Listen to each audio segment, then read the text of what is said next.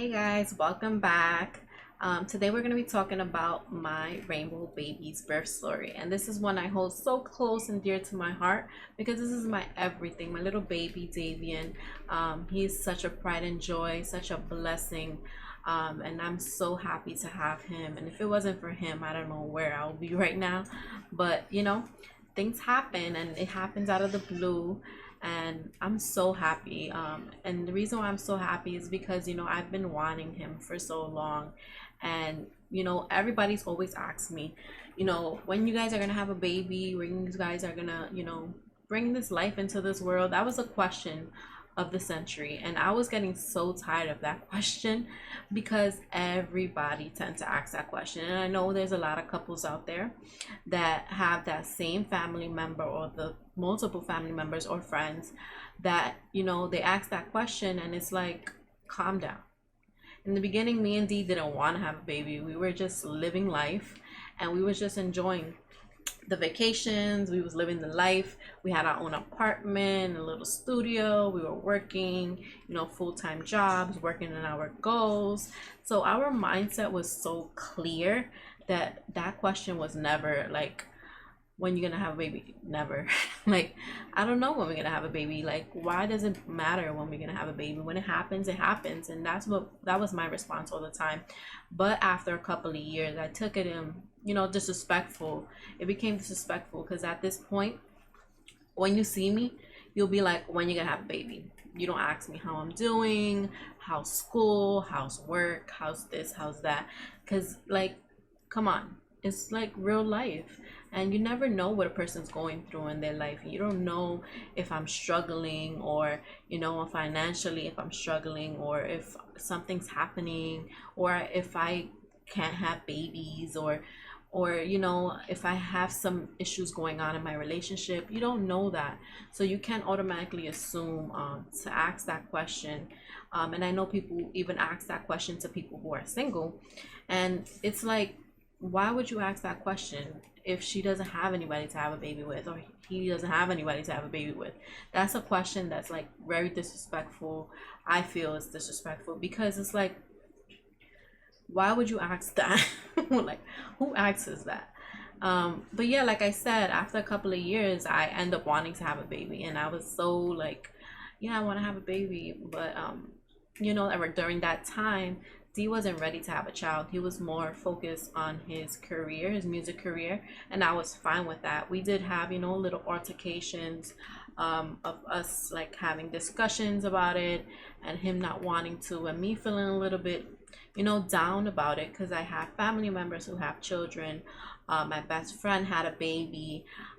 So I was just around babies, and growing up, I was always around babies. I was the oldest out of 7 children.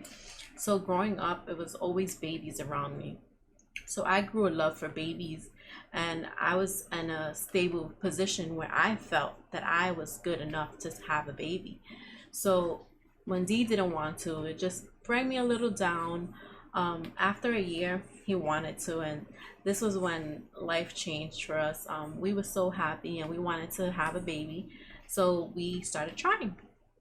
And when we started trying, I had just gotten birth control. I was on the Depo shot, which I do not recommend for nobody because that's a nightmare.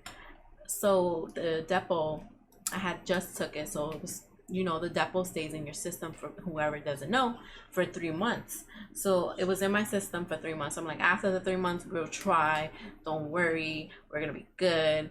So after the 3 months happened, you either have the luck of getting pregnant right away because you just got off of birth control, or you have the not the luck of not getting pregnant. So we were trying and trying for a year. It became so devastating every time that I thought I was pregnant, or that I thought I missed my period, I'm gonna be pregnant, or I took a test and it said negative, and just looking at it and just feeling so disappointed and feeling heartbroken, because at that point you feel like you let yourself down. You feel like you're not a woman anymore, and then you have people still asking the question, when you're gonna have a baby? I don't know. God doesn't know. God is the one only, well, God knows, but God is the only one that knows. And I was saying, when God decides to give me a baby, and that could have been a clear answer for many people, and they could have took that and ran with it. But the question kept coming up. So during the multiple times of me trying for, you can say, practically a year, we tried, and me becoming so focused on having a child, I started to get depressed. I started to get, a little sad. I started to stop focusing on myself, and I started focusing on just having this child, to the point where I was like, I lost myself. I need to stop. Like, I was so sad one time that I just stopped, and I just realized, and I was like, no, this can't happen anymore. I can't be this person. I can't be the best version of myself if I'm not happy. And if I can't be happy, I can't bring a child into this world. So we stopped trying. We stopped trying, you could say, late 2018, like the end of 2018. We stopped trying because I'm like, I need to get back to myself. I need to, start working on myself, working out. I need to start fixing myself up. I need to start working on my goals. I need to start, focusing. And that's what I did. I focused on myself. I booked a vacation for our anniversary, and we was looking forward to that, right? So February comes, and we end up having the situation. I took the pregnancy test, and I had missed my period this time. We stopped trying. It was 2 months later. We stopped trying.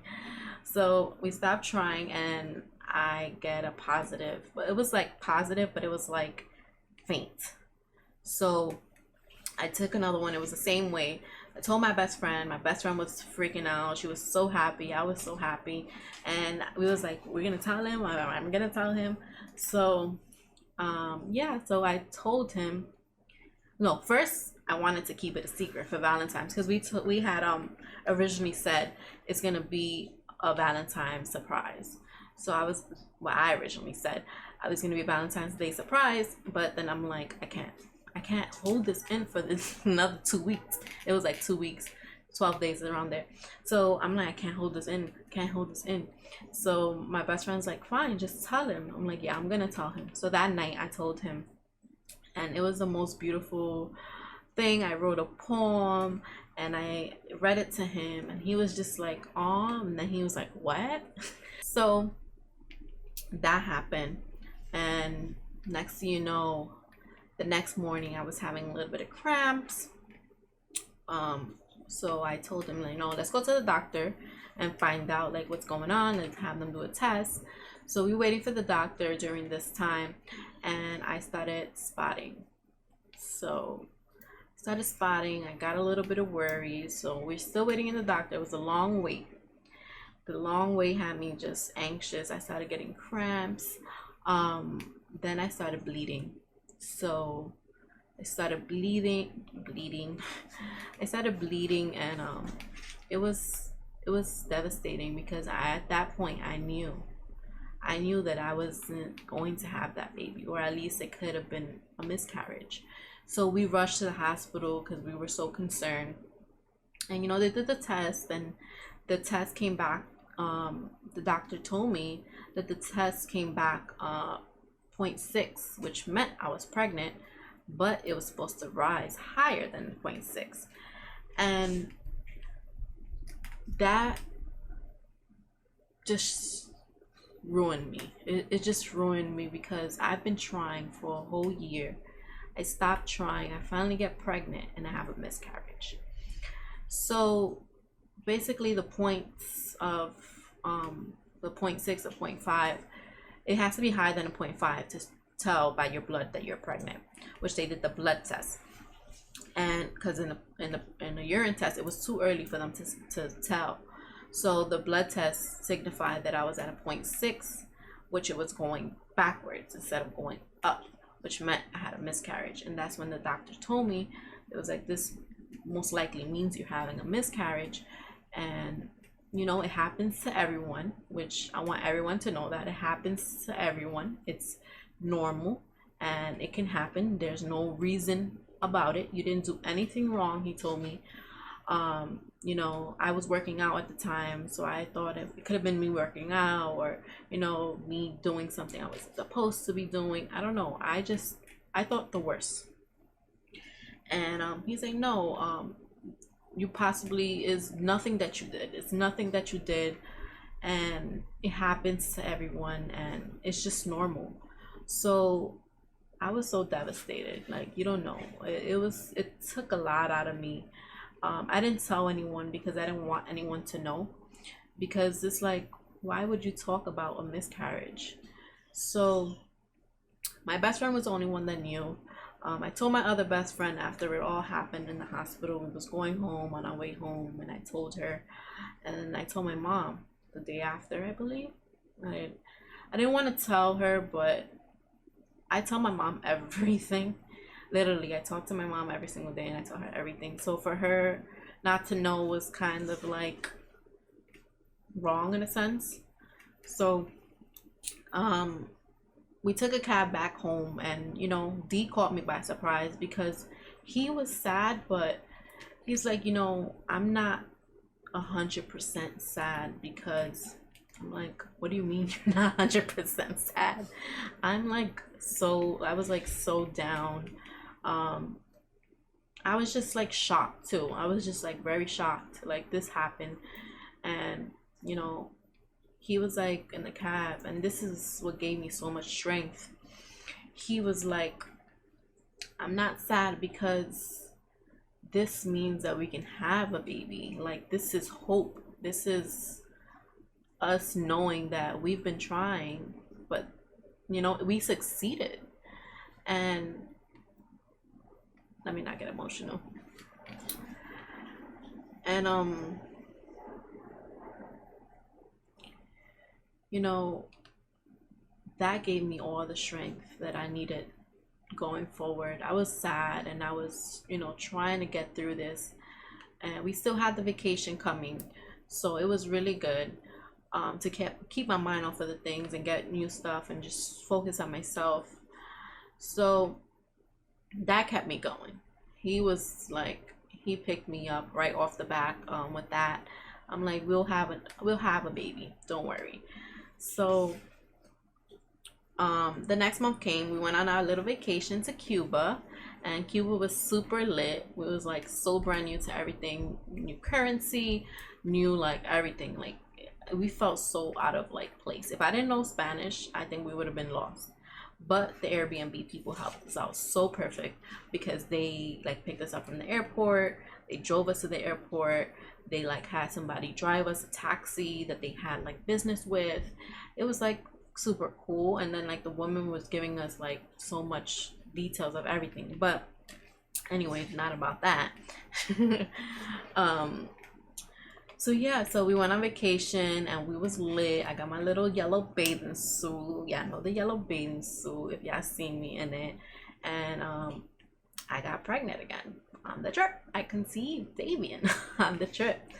And we weren't thinking about it. We was just living life.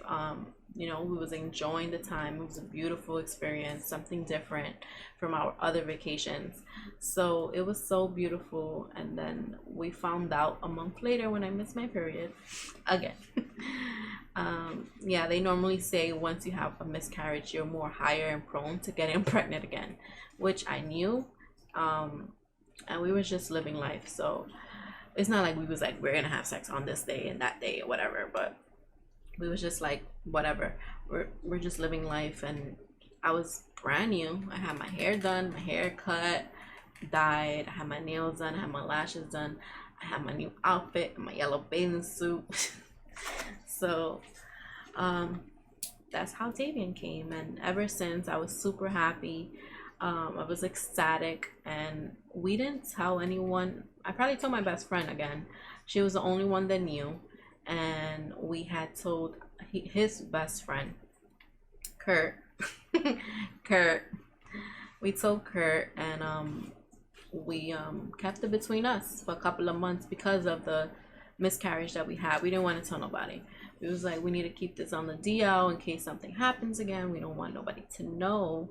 And you know, be a devastating story again. So that's exactly how Davian was conceived. And like I said, it was a blessing. Everybody was happy. The reaction I got out of everybody was like a burst of joy. Everybody was crying. My whole family, like, they started screaming, and it was so nice.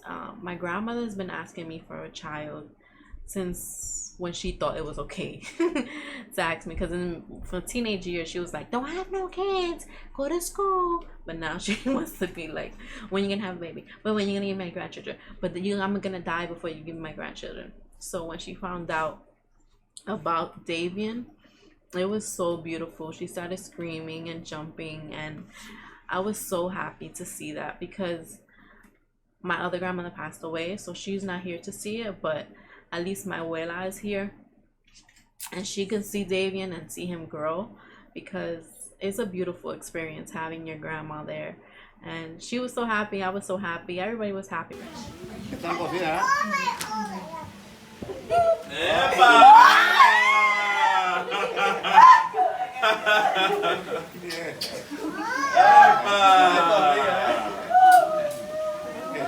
There we go. You excited?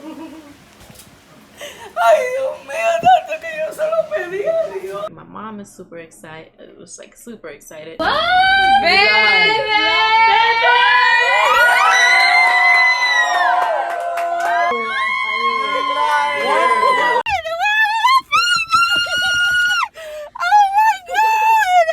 So he was just a burst of joy coming into this world, and happiness. Everything about him is happiness and love, and everything we put into him is based on that.